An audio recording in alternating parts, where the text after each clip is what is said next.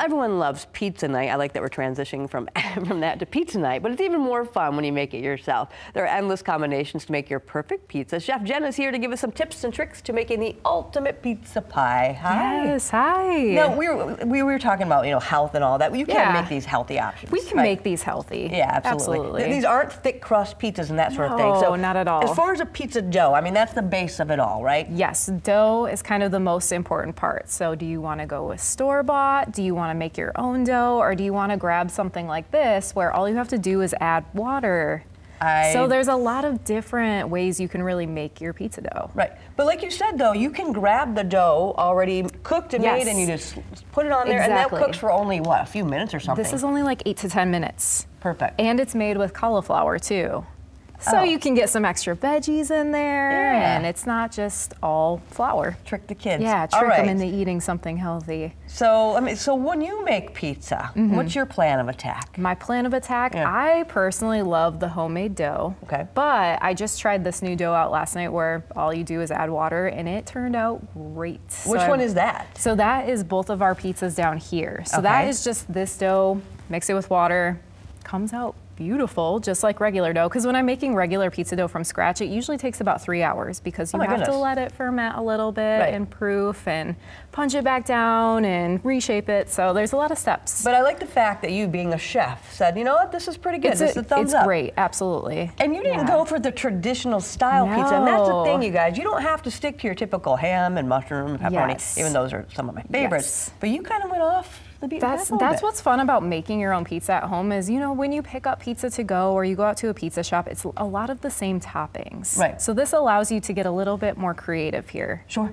So where did you get some of your toppings and stuff like that? So toppings, Kingman's Market. Okay, right here on Plainfield. Yes, so I just go in there, I say, hey, what sounds good on this pizza? So the first one that I have here is actually made with that cauliflower crust. Wow. And we took a little bit of a spin on the pizza margherita because they have this great mix and match tomato section.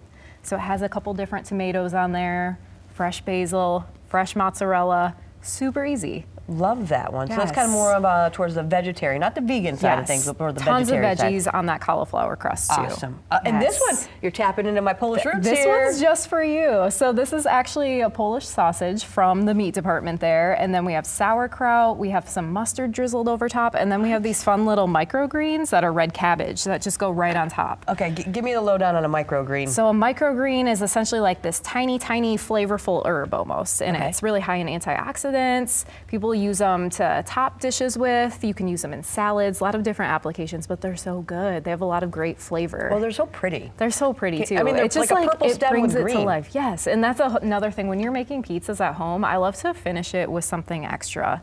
So whether it be fresh herbs, olive oil, those microgreens, that mustard drizzle, there's steps you can go beyond just putting in the oven and taking it out. Right. So add those layers of flavor. With that family still being busy, this is not something that's going to be overly time consuming. Not at all. But still make some good memories and have a good meal together. Exactly. Okay. This is the one that really is quite pungent, is the word I like to use. So this is our friend. This is kimchi. Kimchi. And what is kimchi? Kimchi is a fermented cabbage.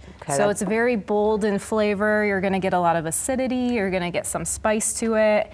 And this is a Korean barbecue style pizza. What? So it has Korean barbecue sauce, which is a little bit sweet, a little bit spicy, kind of more complex flavors than our traditional barbecue sauce. Right. And then there's some pork tenderloin on there. So just really quick, salt and pepper, cast iron pan. When you're adding any type of meat like this to a pizza, it's always good to par cook it a little bit. What does that mean? Par cook is just cook it about halfway before putting it on the pizza, and then it will finish in the oven. That way it won't be all chewy. Yes, exactly. So you don't want to overcook it, you don't want to undercook it. So that's what we did for that pork tenderloin there, and then we just topped the pizza with kimchi. I feel like you need to open up like a pizza shop. I should.